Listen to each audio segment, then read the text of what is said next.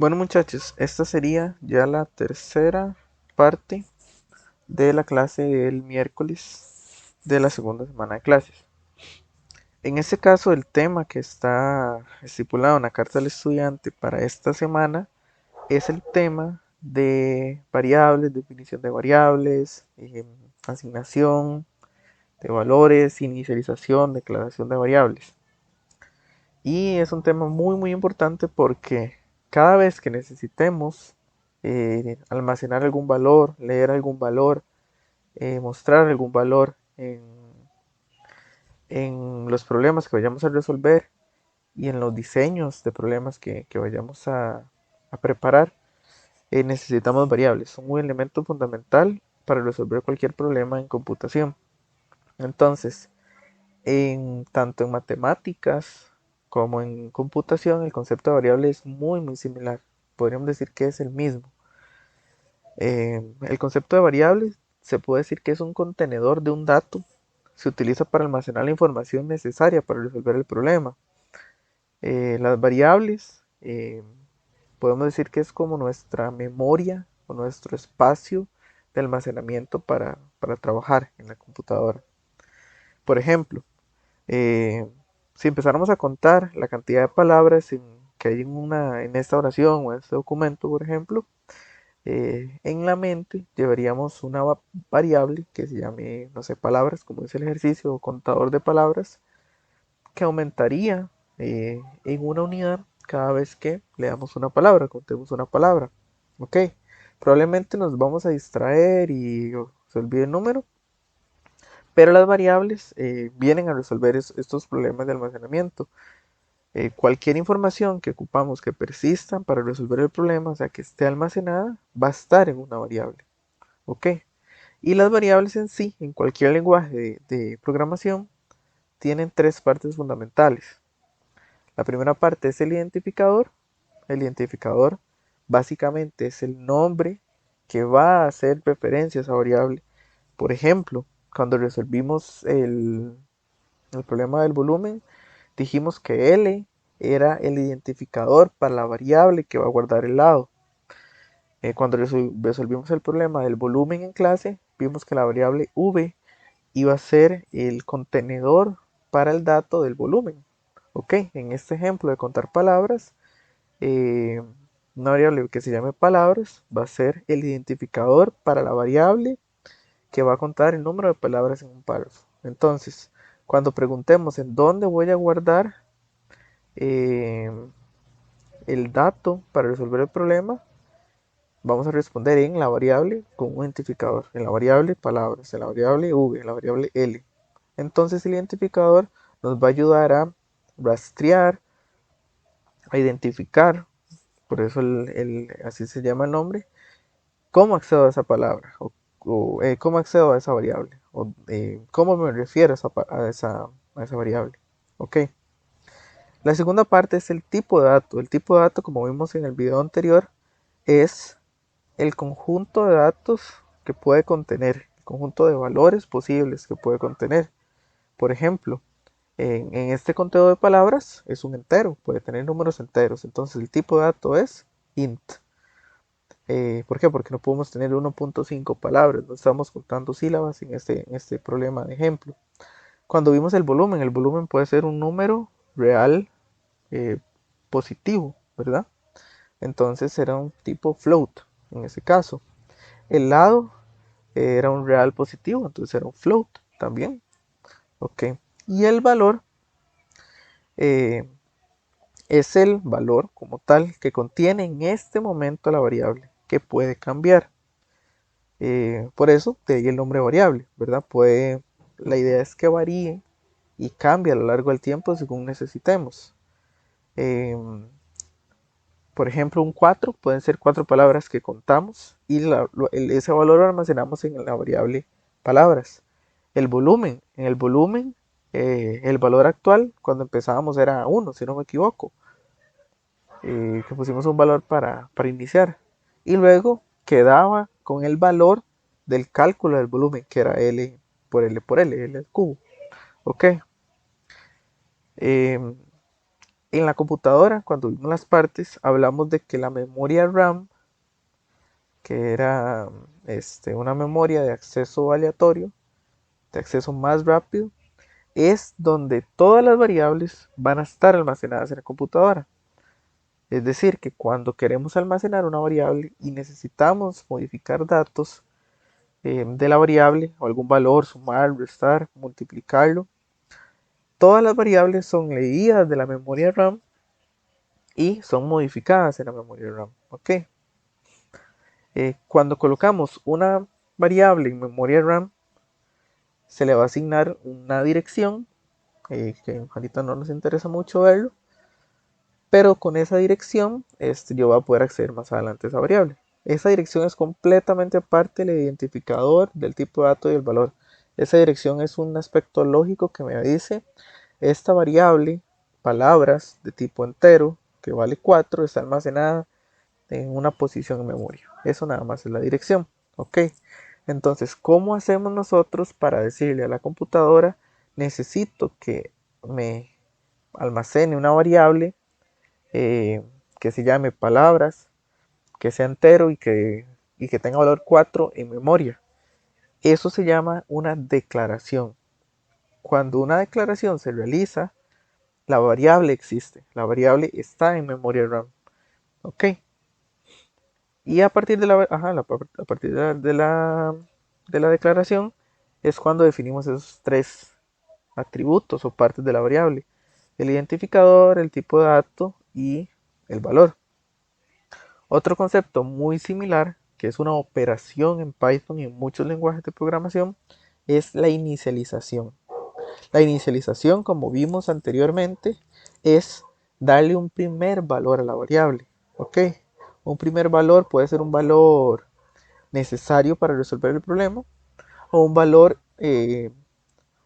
digamos que un poco aleatorio, que más adelante va a cambiar con el tiempo. Por ejemplo, eh, cuando declaré el volumen en el ejercicio de clase, el volumen lo inicialicé en 1. ¿Ok? ¿Cuál fue la operación que yo puse? V es igual a 1, ¿verdad? Entonces, esa inicialización es a esta variable empiece con este valor. ¿Ok? Pero ¿qué pasa? Por ejemplo, veamos acá. Esta es una declaración e inicialización. ¿Por qué es una declaración e inicialización? Primero, estamos definiendo la variable palabra, que no existía. Estamos empezando el código y es la primera vez que la variable palabra aparece. Entonces estamos declarando. En este momento, Python va a definir la variable palabra en memoria RAM con una dirección, ¿ok? Y ahí va a existir. Luego la vamos a inicializar. Inicializar es darle el valor inicial. ¿Ok? ¿Cómo hacemos eso? Con el operador igual de matemáticas, como cuando decimos que x es igual a 4, no sé, f de x es igual a 16, cuando asignamos o cuando inicializamos, utilizamos este operador igual, simplemente significa ahora usted tiene este valor. Ok. ¿Cuál es la diferencia entre inicializar y asignar? Inicializar, y aunque se ve básicamente igual, sucede cuando la variable es la primera vez que se declara, que existe, que se define en memoria RAM. Por ejemplo, en este código, en la línea 2, 1, 2, es la primera vez que palabra aparece. Entonces se declaró. Y también se le está asignando un 4. Entonces es una inicialización. Variable, la variable palabra va a iniciar con un valor de 4. ¿Ok?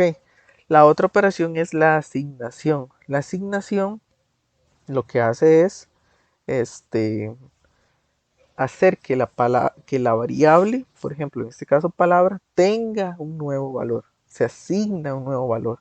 ¿Por qué no se está inicializando? Porque ya existía, ya palabra existía. ¿Cuándo existe? Cuando la declaramos en la línea 2. Es básicamente lo mismo, pero los conceptos son muy distintos. ¿Por qué? Porque algo se inicializa primero, si no, no existe. Algo se define primero y luego se inicializa, si no, no existe. Y ya luego podemos asignar valores. Si corremos este código, dice identificador, bueno, aquí vemos este print que dice identificador, bueno, esos por ciento S y por ciento S y por ciento D no nos interesa mucho por el momento, pero básicamente me va a mostrar la información de palabra. Dice identificador palabra, tipo de dato es int, que es un entero, ¿verdad? Tipo de dato entero. Ok. Luego, la nueva asignación sucede. Ah, bueno, dice que el valor es 4, además. Ok. Luego sucede la nueva asignación. Si ustedes ven acá, nuevo valor de palabra es un 5. Se asignó con un 5. Ok.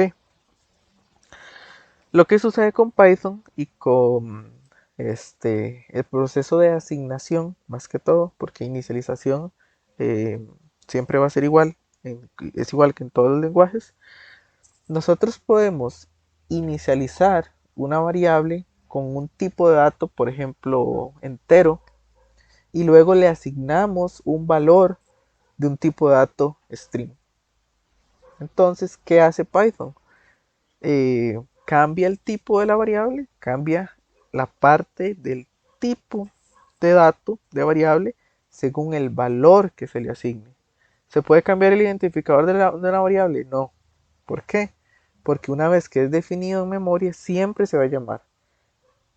Podemos hacerlo con el código, que palabra ahora se llame palabras, pero si usé palabra en todo el código hacia abajo, tengo que ir yo manualmente a cambiarlo. ¿Ok? Entonces, por ejemplo, ese es un ejercicio interesante. Ah, bueno, volviendo acá, esa característica de Python que casi siempre no se ve en lenguajes, eh, hay lenguajes más estrictos que no permiten esto. Si yo quiero que palabra pase a ser, perdón, de int a string, tengo que definir dos variables, palabra entera y palabra string, por decir algo. Python me permite hacer ese cambio automático y con una operación de asignación muy muy fácil. Por ejemplo, palabra era quedó con un valor de 5, ¿verdad? En teoría es de tipo int. Luego a palabra le asigno con el operador igual el valor palabra, una cadena de texto. Vean que tiene comilla doble. ¿Y qué pasa si volvemos a imprimir el tipo? Me va a imprimir que es string. Si lo corremos acá, dice primero que es int, que es este. Y luego dice que el tipo es str, string, porque ya cambió al asignarse el valor. Ok. Eso lo permite Python y otros lenguajes como JavaScript también, R también. No sé si en MATLAB también uno puede hacer eso, creo que me parece que sí. Y es muy muy fácil si ya no queremos usar una palabra, perdón, una variable como entero, ahora ocupamos un string o como un flotante o como un booleano también. Podemos hacer estos cambios. Si tenemos que tener cuidado con el último valor que le dimos a la palabra. Por ejemplo, si definimos una variable número y la definimos con un 5 y ese número lo multiplicamos, lo dividimos y lo restamos, hicimos un montón de cálculos y luego le asignamos un string, una cadena de caracteres y luego intentamos multiplicar ese número, uy, ya es de otro tipo, no se puede operar y vamos a ver errores, ok, entonces sí tenemos que tener cuidado cuando eh, eh, nos va a servir hacer esos cambios y cuando nos puede resultar algún error al no tener cuidado con qué valor se le asignó a la variable que cambió este ese que cambió ese tipo de dato de la variable. Una cosa que me gustaría recalcar con el nombre de las variables es el identificador.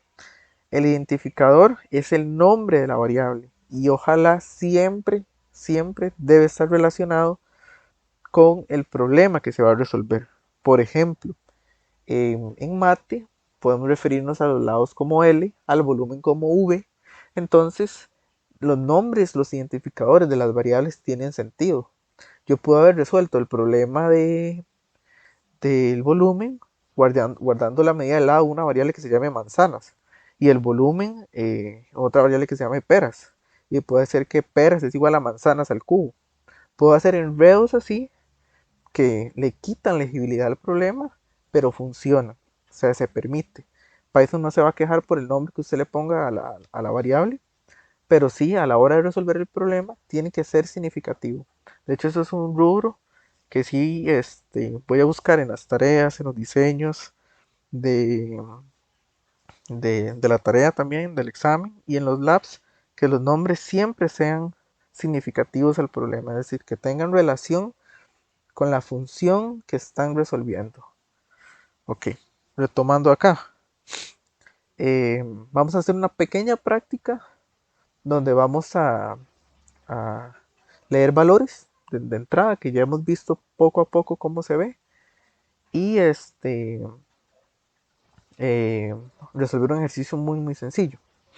Ok, este es un circuito que está en paralelo, tiene tres resistencias, R1, R2 y R3, ok, y hay una fórmula, un teorema de física que permite determinar la resistencia total del circuito como R, que es uno sobre R1 más uno sobre R2 más uno sobre R3 hasta uno sobre R sub n, según la cantidad de resistencias en paralelo que hayan en el circuito. Okay, es un problema muy sencillo y esta fórmula ya existe y es como aprovecharla y aplicarla. Ok, entonces, si nos dicen que eh, hagamos un programa que nos va a permitir calcular la resistencia total para cualquier circuito en paralelo de tres resistencias, ¿qué tendríamos que hacer primero? Ok, eh, si lo vemos rápidamente, un diseño posible sería, y primero, la fórmula me dice que ocupo R1, R2 y R3. Debería leerlos, ok. Debería leer R1, R2 y R3. Ok.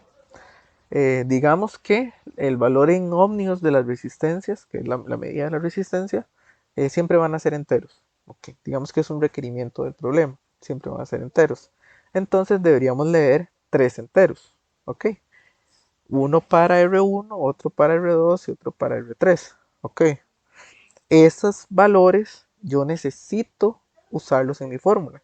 Son variables de la fórmula, de hecho. Ok.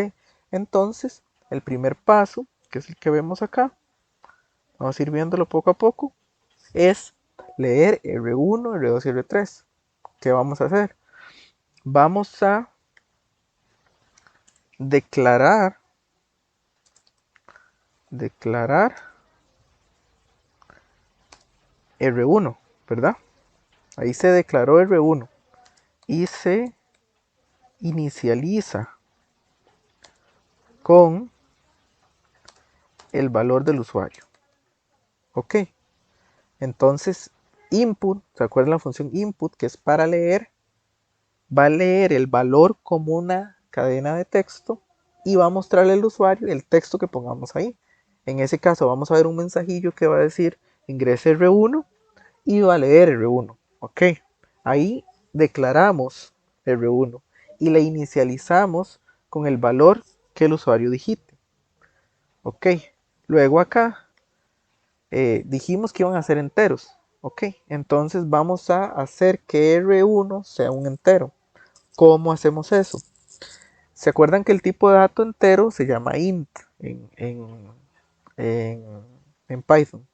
¿Cómo convertimos una cadena de texto que leyó input? Porque input siempre lee cadenas de texto. Esto lo vamos a retomar, lo vamos a analizar en más detalle eh, en la clase de cadenas de texto y entrada y salida por consola.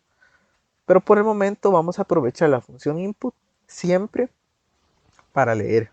¿Ok?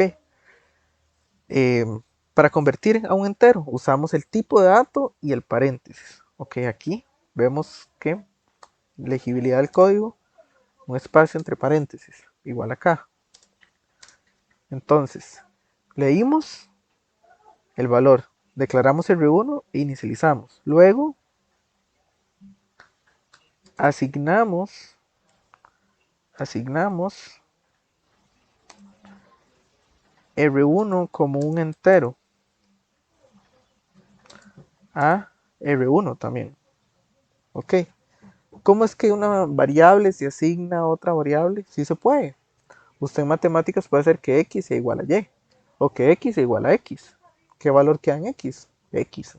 Se puede hacer exactamente lo mismo acá, solo que aquí estamos haciéndolo para convertir el valor en texto de R1 a entero. Ok, hacemos lo mismo con R2. Sí, se va a declarar y se va a asignar. Podemos hacerlo de una manera distinta, que es como lo he hecho en varios ejercicios. Igual, legibilidad del código. Voy a tomar esto, lo voy a poner acá. Y acá, ¿qué estoy haciendo? Estoy igual declarando R2 como la conversión de entero del input de la cadena de texto que devuelve el input diciendo ingresa R2. Es lo mismo que hacer esto y esto en un solo paso. Es una inicialización. Ok. Hay muchas formas de hacerlo. Ahí voy a dejar esas dos para verlo. R3, que es la siguiente variable del sistema. La siguiente variable del problema, perdón. Eh, la voy a dejar como le dimos R1. Que estamos declarando y inicializando el valor con el usuario, con lo que pone el valor del el usuario en consola. Y luego convertimos a entero. Y por último, no, por último no, todavía nos quedan pasos aún. El siguiente paso sería calcular el denominador, ¿verdad? Que es la parte más compleja en la fórmula, que es 1 entre R1, 1 entre R2, 1 entre R3. Podemos denominar esto este, como una resistencia previa, ¿verdad? O como una variable temporal, porque realmente es como qué parte de la fórmula es como la fracción 1, fracción 2, fracción 3. ¿Ok? Entonces ahí buscaríamos un nombre más significativo. Aquí simplemente pusimos I1, I2 y 3 como para decir que estamos acumulando de alguna manera los resultados. Ponemos espacios acá. Ok, entonces aquí, ¿qué está pasando? Aquí estamos declarando I1, I2 y 3 y inicializando. ¿Por qué? Porque inicializamos I1 como 1 entre R1. Inicializamos I2 como 1 entre R2. Inicializamos I3, 1 entre R3. ¿Podemos separar la declaración de la inicialización y luego asignar? Sí, podríamos hacer algo así como I1 es igual a 1. Ven que acá, sí, sí, sí, digamos que 1. Y luego hacemos que I1 es igual a 1 entre I1. Es lo mismo, aquí declaramos e inicializamos I1 con el valor 1 y luego asignamos a I1 1 entre R1. La nomenclatura es de qué estamos haciendo en cada operación es distinta, pero obtenemos el mismo resultado. Al final queremos 1 entre R1. Ok, esto lo vamos a eliminar, nada más era para hacer la observación. Por último, ¿qué deberíamos hacer? Calculemos el denominador de la fórmula, que sería sumar I1, I2 y 3. Declaramos, declaramos la variable y sumamos I1, I2 y 3 como una variable temporal.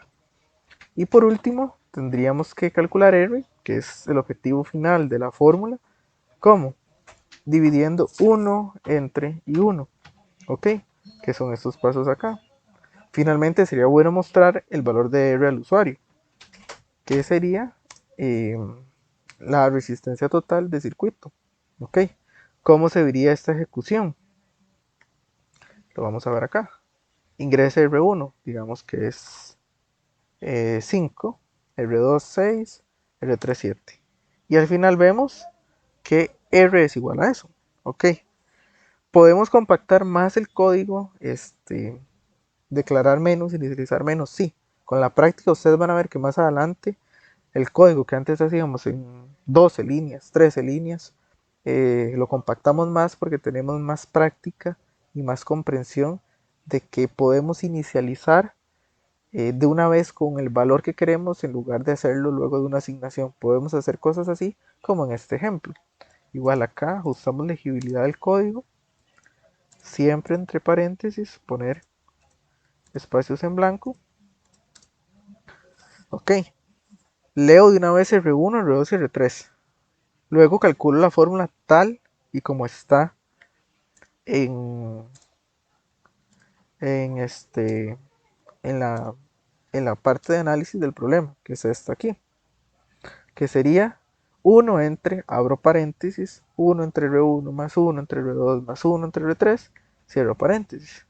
Y si probamos acá, era 5, 6 y 7, es el mismo valor en ohmios de la resistencia total. Okay. ¿Cuál es la mejor forma para digitar el código? La que ustedes quieran mientras siempre sea legible, las variables sean significativas, eh, los nombres de las variables, perdón, sean significativos y respeten la prioridad de operadores en la, en la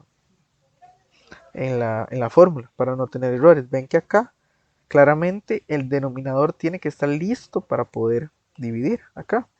Entonces priorizamos con paréntesis, como en matemáticas igual, que se puede hacer. Y resolvemos esta primero, esta primero, esta primero. Luego el denominador queda para hacer la división de 1 entre ese resultado y mostramos R. Ok, las dos opciones son igual de válidas y si lo vemos es igual de legible en ambos casos. Ok, otro ejemplo de problema, que es el que vamos a resolver acá. El análisis acá está más extenso porque es como para contextualizar qué vamos a hacer. Pero a veces los análisis, casi siempre espero, en ejercicios cortos que damos en clase, están como estos y tal vez para laboratorios y tareas sí se van a extender como estos. Son más o menos patrones así. El problema dice, imagine, que volvemos en el tiempo, a los tiempos anteriores a las centrales telefónicas. En estos tiempos los teléfonos debían conectarse directamente unos con otros para poder realizar llamadas. Imagine que usted trabaja para el ICE y actualmente existe una cantidad T de teléfonos. Ok, ese T está en negrita porque más adelante lo vamos a usar. Aquí el enunciado va dándonos un poco de pistas de que T, la cantidad de teléfonos actual, de teléfono, ¿verdad? Es un nombre, es un identificador que da, que da valor al problema que estamos resolviendo, que es cantidad de teléfonos. Podría ser una variable que se llama cantidad de teléfonos, sí, también podría, es completamente válido. Ok, continuemos. Por ejemplo, la siguiente imagen contiene una red de 4 teléfonos. La cantidad de líneas que requiere para conectar directamente la red de teléfonos son 6. ¿Cómo llegamos a que son 6? Ok, pensémoslo así. Eh, si tengo 4 teléfonos, cada teléfono se tiene que conectar con 3, ¿verdad? Este tiene que poder conectarse con 3 porque con sí mismo no tiene sentido que uno se llame a sí mismo por teléfono. Él se conecta con 3, él se conecta con 3, él se conecta con 3. Es decir, que si tengo 4 teléfonos, cada uno se tiene que conectar con eh, la cantidad de teléfonos que hay menos uno, porque él mismo no tiene sentido que se conecte. Es decir, se conectan con T por T menos un teléfonos. Ok, pero qué extraño, porque si tengo eh, 4 teléfonos y si yo hago 4 por 3, que es 4 por 4, que sería la cantidad de teléfonos, y 4 menos uno, que es 3, me da 12. Y aquí tengo 1, 2, 3. Vamos a ver, 1, 2, 3, 4, 5, 6. Tengo las 6, pero el cálculo me está dando 12. ¿Qué está pasando? Que el teléfono 4 se conecta con la línea 4, con la línea, eh, con la línea 4 al teléfono 1, con la línea 3 al teléfono 3 y con la línea 5 al teléfono 2. El teléfono 4 usa 3 líneas.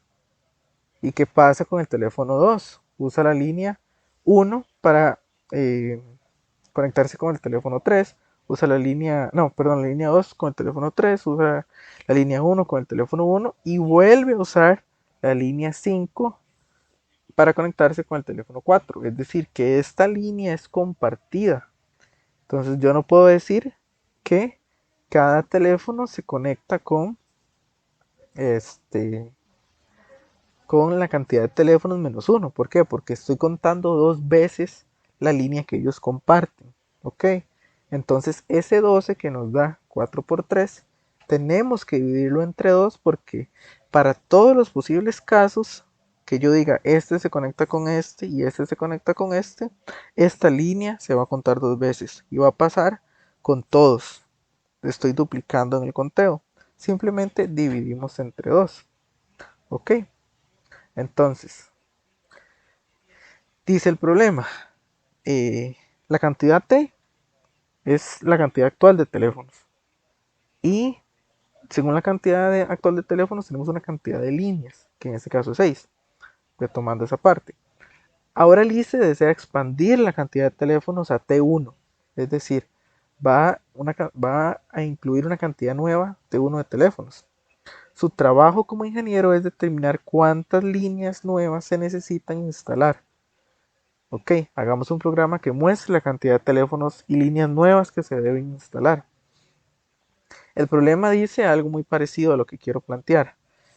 Digamos que en este sistema de 4 líneas, de 4 teléfonos, ocupamos 6 líneas. ¿Cuántas líneas nuevas tengo que introducir si ahora tengo 5 teléfonos, por decir algo? Ok. Digamos que entra un teléfono acá, en esta parte de acá. Ese teléfono nuevo se tiene que conectar con 4 teléfonos ahora, ¿verdad? ¿Por qué? Porque ahora son 5. Y siguiendo el principio, todos se conectan con la cantidad de teléfonos menos uno, que es ese mismo. Ese mismo, la cantidad de teléfonos menos uno que no sea el mismo. Por eso quitamos ese uno. Y como las contamos dos veces, eh, dividimos entre 2 el cálculo. Entonces si hacemos 4 por 5 da 20, entre 2 son 10. Ok, si metemos un teléfono nuevo, que en este caso serían 5, pasamos de 6 a 10. Entonces la respuesta a este problema para la solicitud que hace el ICE sería necesita incluir 4 líneas nuevas más si quiere meter otro teléfono, sabiendo que la cantidad antes era 4 y ahora es 5. Ok, ¿qué es lo que hacemos? Calculamos la cantidad de líneas para la nueva cantidad de teléfonos.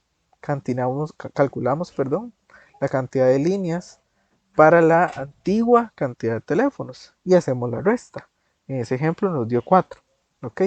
Ahora sí, ya que analizamos el problema, entendimos qué hay que hacer, cómo funciona, hay un pequeño diseño en esta parte. ¿Ok?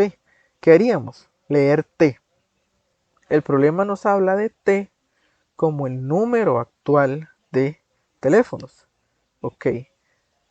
Pensemos ahora ya más en código y en la parte de implementación. Eh, T puede ser flotante, T puede ser booleano, no, más bien puede ser entero. No puedo tener 1.5 teléfonos, ¿verdad? Se robó el del vecino y lo partió a la mitad, eso no lo podemos considerar. Ok, entonces T, que es la cantidad actual de teléfonos, tiene sentido que sea un entero.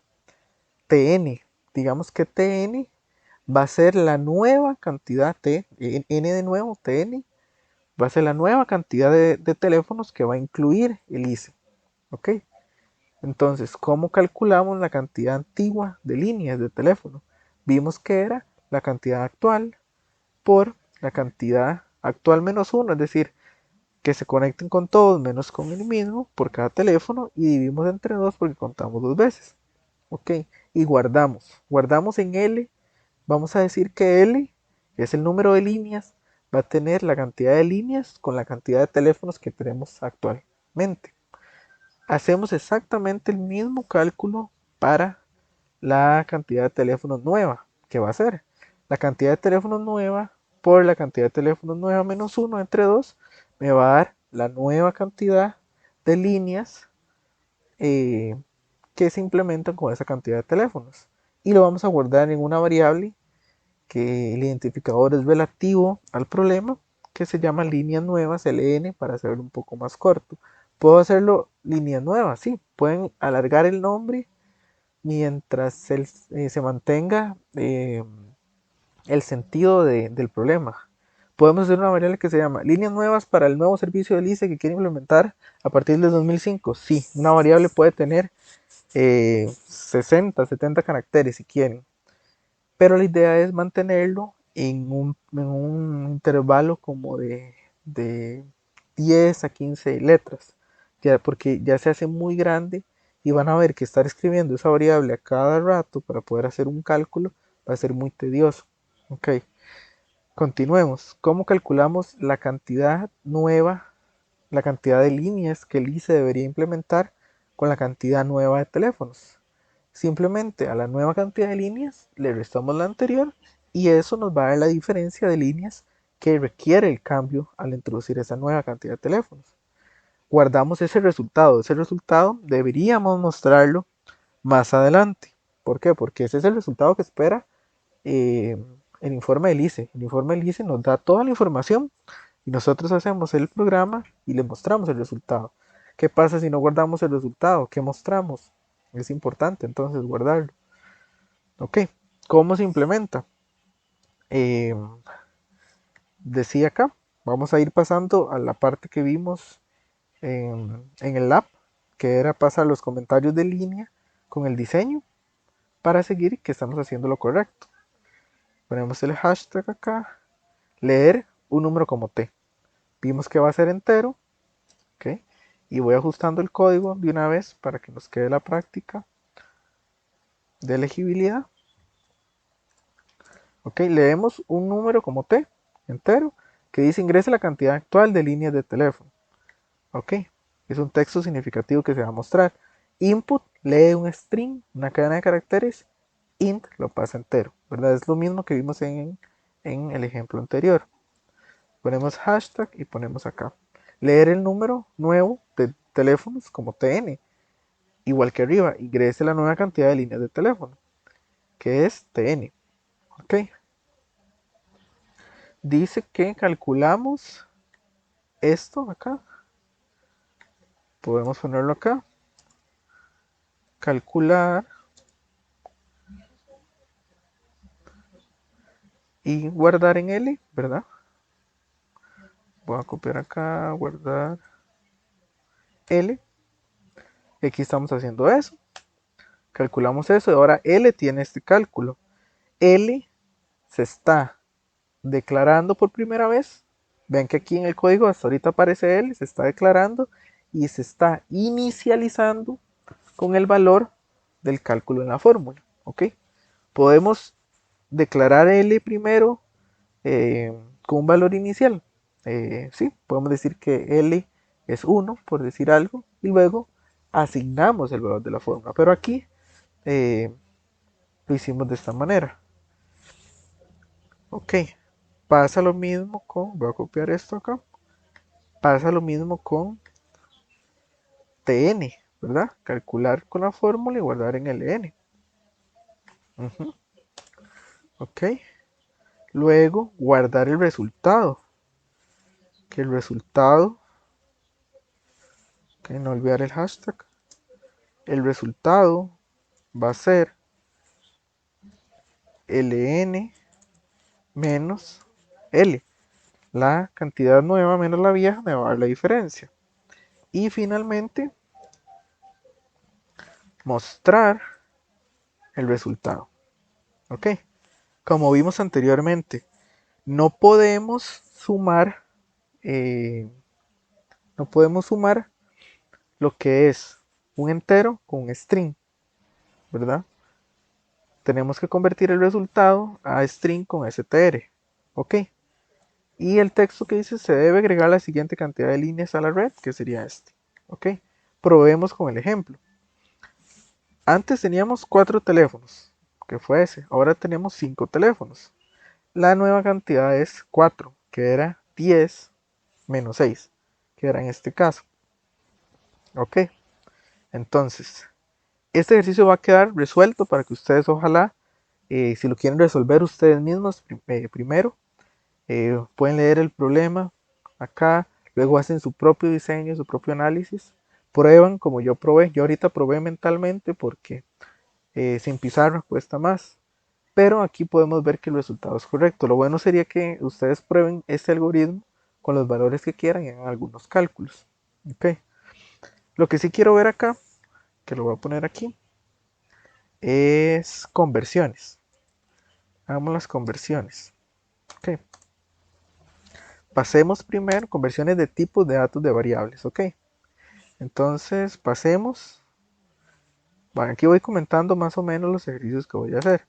Pasar de entero a flotante. Ok. Entonces, vamos a poner una variable que se llame número entero. Ok. Vean que acá puse una letra mayúscula. ¿Por qué puse una letra mayúscula? Porque si pongo un número entero es más difícil de leer. Ok. Entonces el identificador lo pongo en número entero. Esta práctica se llama camel case, que lo podemos ver más adelante en clase. Y se basa en, si usted tiene palabras que quiere juntar en un identificador de variable, haga que la siguiente letra de la palabra que quiere juntar empiece con mayúscula. ¿Qué pasa si yo quiero hacer una variable que se llame número entero prueba? Número entero, P mayúscula, prueba. ¿Ok? Es seguir esa lógica porque le da más legibilidad al código. ¿Ok? Entonces, número entero, vamos a asignar un número entero, que va a ser 3. ¿Ok? Ahora va a ser un número flotante. Número flotante. ¿Cómo voy a pasar yo ese entero a flotante? Va a ser muy fácil. Simplemente sé que el número entero se llama, se llama int. Sé que el número flotante se llama float. Sé que que el tipo de dato string se llama str en Python. Uso el nombre del tipo de dato en Python y le paso el valor. De esta manera. Quiero un float, abro paréntesis y quiero como float el número entero. ¿Ok? Quiero ver si realmente se convirtió. Entonces voy a hacer un print de número entero. ¿Ok? De número... No, perdón, de número flotante. ¿Ok? Vamos a probar. Dice número flotante. Vamos a ver qué pasó. Número flotante. ¿Será que lo escribí mal? Ah, sí. Uy, puse número florante. Mira. Número flotante. Número flotante. Ajá. Ven que me dice número flotante no está definido. ¿Por qué? Porque él está buscando una variable que se llama número flotante y yo había escrito, perdón, número florante. Que ahí fue un error del typo. Ok, probemos otra vez. 3.0. Pasó de ser entero a flotante. Imprimamos acá antes de la asignación con la conversión el número entero. Ok, si lo corremos dice 3 y luego 3.0. Ok, pasemos ahora de entero a string. De entero a string y también de flotante a string. Ok, entonces hagamos aquí un print. Hagamos un... Voy a poner el string 1, así, que va a ser igual a str de el número entero. Número entero. Y ahora voy a hacer un string 2 que va a ser un str. Vean que el tipo de dato es str el que quiero al que quiero que se convierta. Entonces pongo str número flotante. Ok. Y voy a hacer un print acá. Si todo sale bien, en string 1 se guardó el número entero como string y en string 2 se guardó el número flotante como string. Entonces voy a poner el número entero en string es dos puntos y voy a hacer una suma para concatenar cadenas. Ya la concatenación vimos en clase que es unir dos cadenas de caracteres para que formen solo una. ¿Ok? Y aquí sería string 1. Y voy a hacer lo mismo, pero con el número flotante. El número flotante que cambio en string es quedó en el string 2. Ok, vamos a correr el código. Vemos que se imprime esta parte de aquí arriba, este print, que era cuando pasamos el número entero flotante. Y ahora dice número entero en string es eh, 3, que es un string, ahora sí. Y el número flotante en string es 3.0. Ya estos son string. Ok. ¿Qué pasa si yo no quiero crear una variable más para pasar la conversión en string 2 e imprimir de una vez? Que puede ser más práctico. Podría ser esto también. Voy a poner acá un asterisco al principio, dos asteriscos, para que veamos que nos va a dar el mismo resultado. En vez de string 1, ¿por qué no lo reemplazamos directamente con la inicialización que está pasando acá? Para inicializar string 1, que es con ese número entero convirtiéndose string. Y el otro con este número flotante convirtiéndose string. Volvemos a correr y vemos acá que los asteriscos dicen exactamente lo mismo. ¿Cuál, cuál opción es mejor? La que ustedes se sientan más cómodos, las que ustedes les den más legibilidad. Y si quieren empezar a compactar más el código conforme tomemos práctica desarrollando, ya después van a hacer cosas muy muy locas, como el formateo que vimos por acá, me parece. Vamos a ver, no, por acá no hay ningún formateo distinto. Ah, no, como este, que usamos porcentaje S, porcentaje D, para dar formatos específicos y más complejos y más entendibles. Vamos a ver qué es más entendible cuando damos cadenas eh, de entrada y salida para sus textos y para sus datos que quieran mostrar. ¿Cuál opción es mejor? Ninguna, las dos dan el mismo resultado. Es cuestión de legibilidad y práctica conforme vayamos avanzando. Ok, entonces esta sería la última, la última parte de la clase 1 de esta semana. La segunda sería el laboratorio. Entonces la idea es que antes del sábado voy a subir ejercicios resueltos para practicar para el laboratorio. Aún me sigo comunicando por correo, o todavía no por plataforma, pero ya voy a empezar por plataforma cuando vea que todos los que están en lista ya estén ahí como miembros.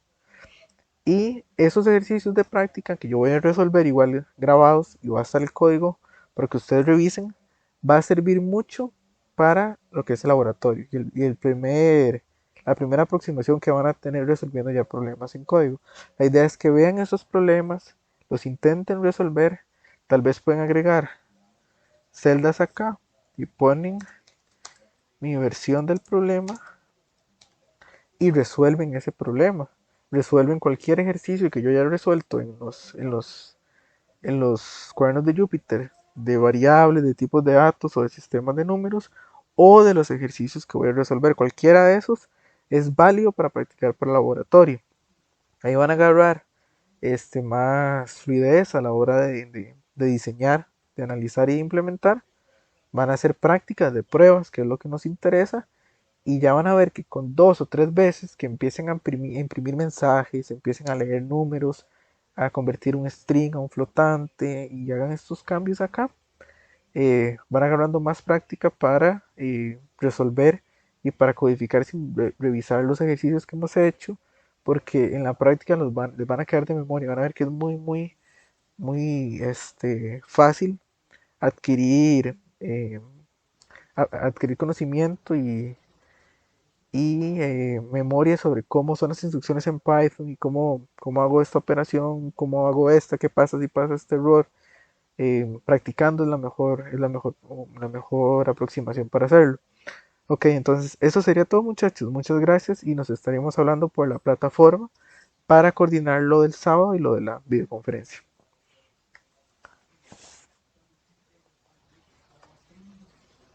Vamos a ver acá.